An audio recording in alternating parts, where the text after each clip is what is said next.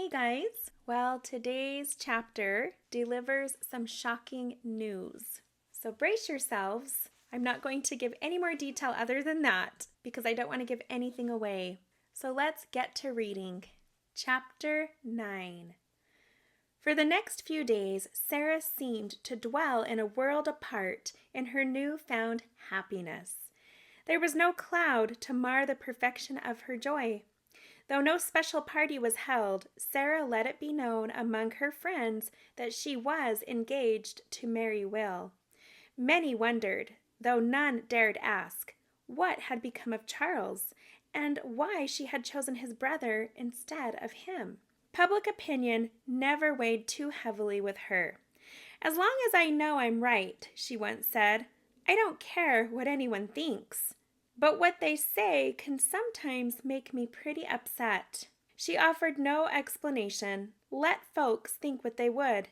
In her own soul, she was utterly content. It was perhaps a week later that Will decided to show her the ring Charles had left, himself being convinced that it was a token of goodwill toward them both that had promoted the gift. They were alone at the time, strolling along the dirt road that led toward the river. The same road, though they knew it not, that Charles had taken earlier when Sarah had rejected him. They walked hand in hand, neither speaking for long intervals, each content with the nearness of the other, each filled with thoughts of unspoken dreams for their future. It was a night made for lovers. They seemed to be walking into the rainbow depths of the glorious sunset on the Great Salt Lake before them, mirroring the sky above in the rosy depths of the sparkling water beneath. Presently they came to a huge rock several yards from the road.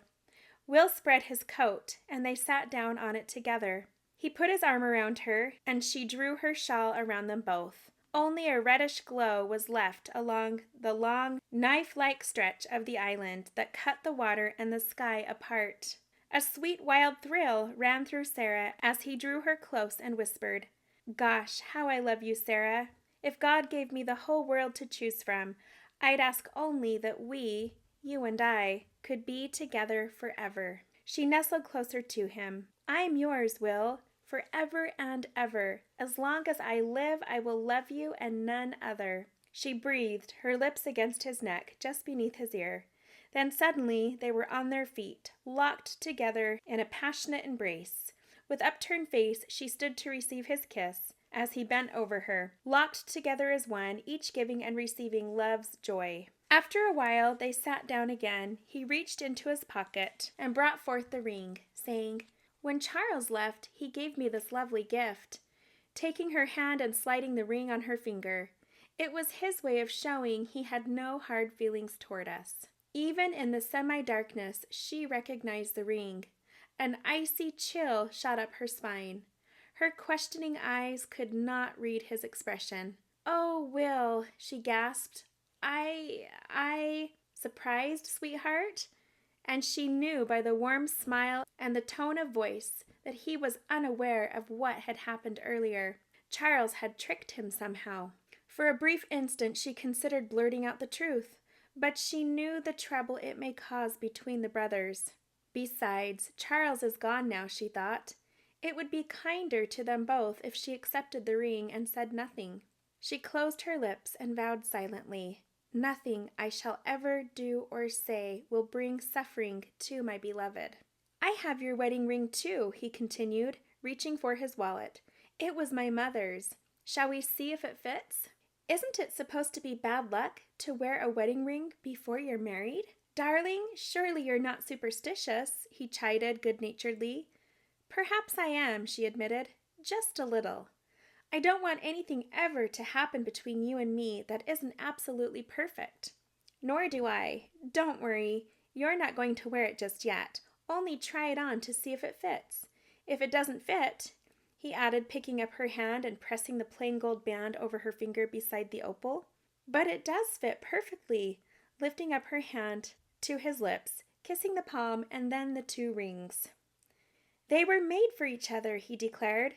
"The hand for the rings and the rings for the hand. Here, I'll take the wedding band and keep it till the wedding day. Then it'll be there for keeps." Yes, she whispered, still unable to resist the feeling of foreboding that engulfed her like a shroud. She was afraid. But of what? She raised her eyes to search his face, but only the outline was visible. It was calm and unperturbed. Her hand lay in his, motionless. From beneath the rock came the chirp of a cricket. There was no other sound. The stars winked down on them. Other crickets took up the song of the first, filling the air with the monotonous, though not unpleasant chant, "Go home, go home, go home," over and over. Like the faint ticking of a clock that became louder and nearer in volume, ever increasing, to a mighty roar in her brain, shutting out all else. Desperately she fought the sensation of mounting alarm. Her free hand found her forehead. She pressed her fingers against her eyes. "Let's go back, Will." She tried to sound normal. He must never know how she felt at this time. Charles's words seemed to be mocking her as she felt the ring, as Will pressed his hand around hers. "You'll wear it yet, by gosh." It was as though he stood there between them. She was powerless to do anything. As they started back, she whispered, "Will, let's be married very soon. It's the only way I'll ever really feel safe ever again." "There's nothing I'd like better, but we must keep our word with your mother." "I'm sure they'll consent. They must." Then added, "It's the uncertainty. This experience with Lee has you on edge. I see that." She realized he had not the slightest inkling it was Charles, and in a way she was glad. Let him think he would of his brother. It was not her place to disillusion him. She drew closer to him as she said, "I'll feel so much safer married to you." "I know, darling. I promise I'll stay right here in the city till we're married.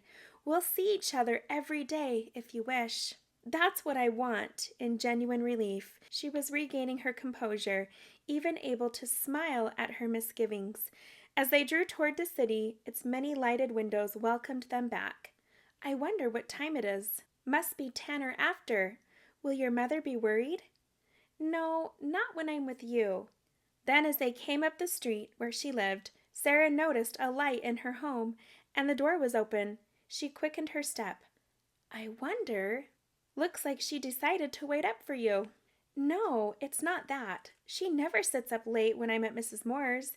It's something else. Maybe Carrie's sick." She quickened her step anxiously. A sudden urge for haste brought them quickly to the house. They burst into the partly open door, then stopped aghast.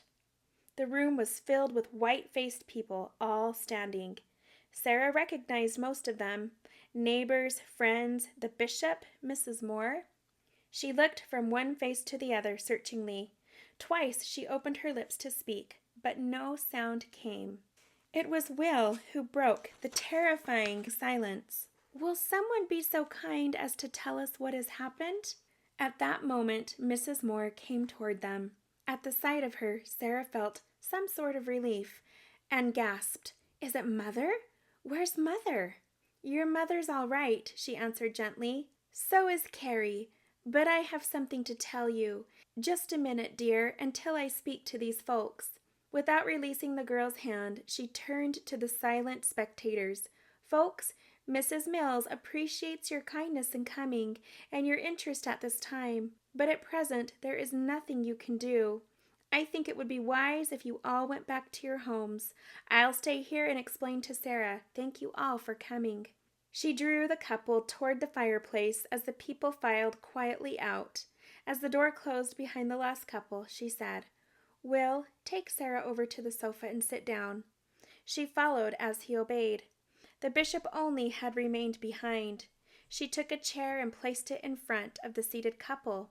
The bishop remained standing. Sarah looked from one to the other in fear and bewilderment. The widow broke the silence. "Sarah, you must prepare yourself for a shock.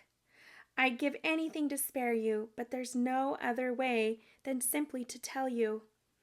Just moments ago, word reached your mother that your father had been instantly killed in a mining accident in California."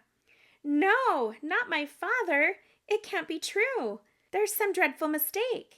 He wasn't there to mine. He did only soldering for the miners. It can't be true." "True, dear. He was soldering some kegs of dynamite. A spark from the hot solder ignited in some way and exploded. He was killed instantly." "Oh, my poor Sarah, I wish there was something I could do to ease the shock and pain. But at times like this, there is nothing. Yet we all love you. You are the strong one in this family, Sarah, and your poor mother is prostrate with grief and shock. She needs you now as never before. Show her you are able to do this." The girl sank back beside Will, trembling, white-faced, speechless. Will's arms were about her, or she would have fallen. Dry-eyed, shivering slightly, Will's arms about her seemed to comfort her by his gentle strength. The bishop finished the story. 3 other men were badly hurt and may not survive.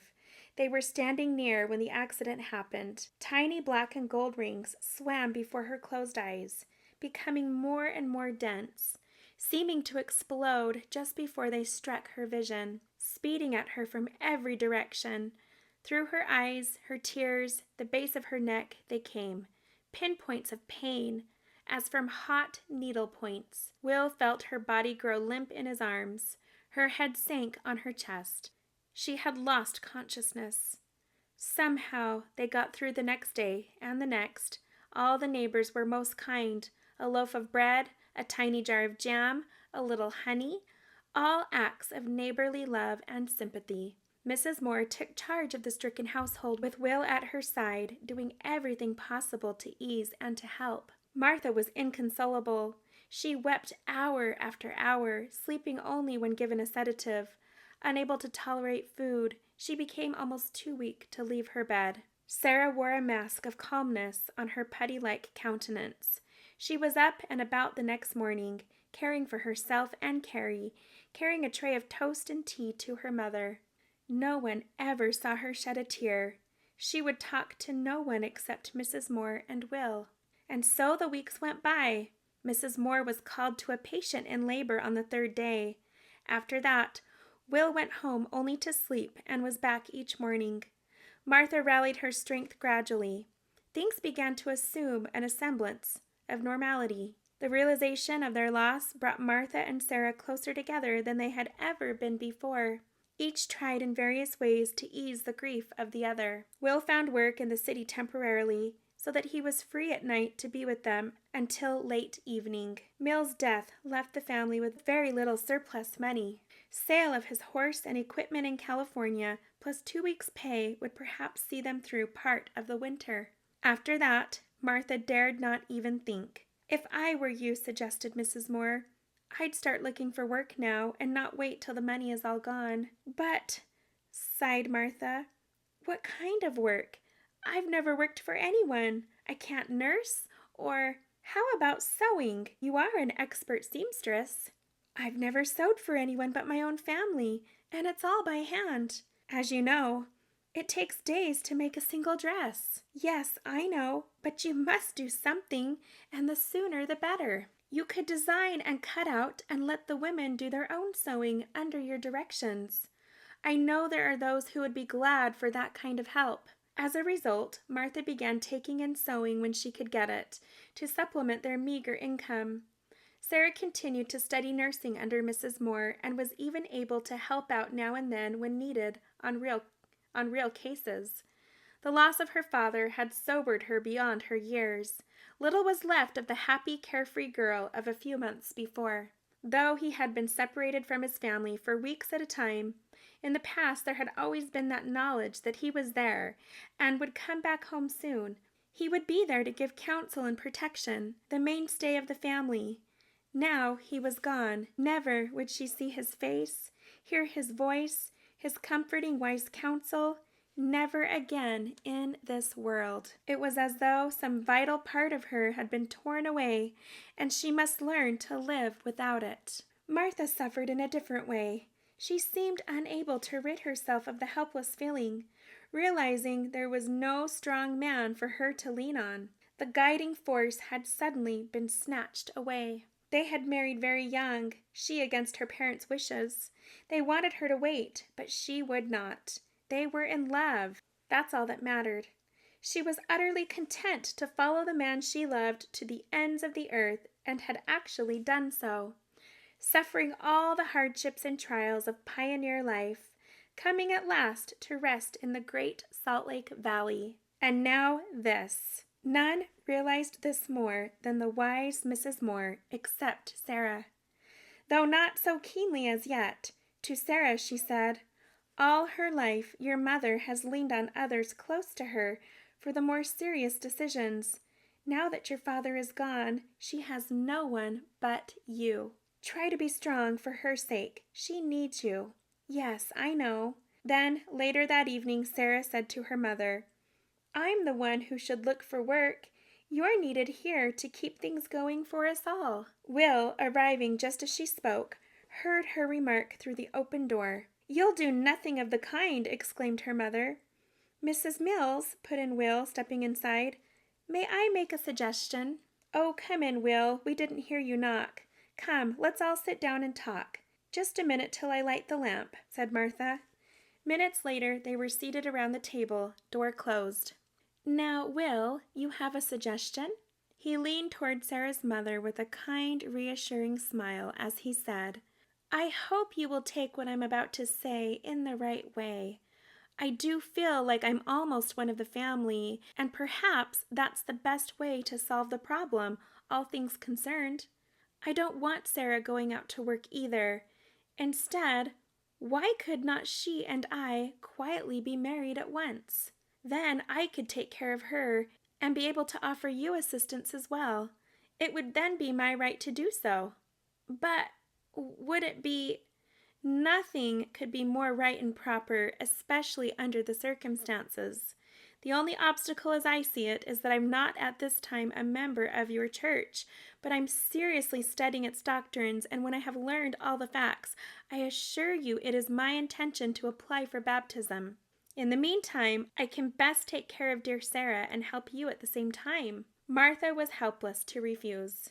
Sarah sat tense, waiting for her answer. Her heart was full to bursting with love toward this man, whose love and generosity showed in every word he spoke, and in every line of his face. Martha thought, here indeed was a man, a good man. Perhaps God had sent him to them in this time of great need. She turned toward her daughter. "What do you say, Sarah? Do you think you should be married so soon after your father's passing away?" Sarah looked at her mother. Grief had stamped its mark on her still beautiful countenance. Their eyes met. Fear, uncertainty, grief, all peered back at her. She thought of Mrs. Moore's counsel and answered with quiet sureness, "Father would understand, Mother. I know he would. He may even now be nearer than we know. I think he is, and that he knows all this." She paused, then added, "Father would want us all to be safe and secure. I feel as Will does. It will be best for us all. In my heart, I believe this." And that's it for chapter 9. It's interesting to see the divine timing in this story, which is a reminder of the Lord's hand in all things. The way he sets things up and brings people into our life just at the right times. I remember the first time I read this chapter and I felt so sad that John Mills wasn't going to see his daughter get married. He wasn't going to get to meet Will. But then, of course, just as Sarah said, she believed that her father was near and that he was aware of all of this and that he was okay with it. It's interesting now to see them switch roles, with Sarah now being more of a caregiver to her mother, and her mother needing that safety net, that shoulder to lean on from her daughter. So it's as though their roles have now been flipped, which will make it interesting for the rest of the story. There is still so much more to the story, more characters that are going to be introduced, real people that are a real part of the story. So stay tuned, and I will see you next time for chapter 10.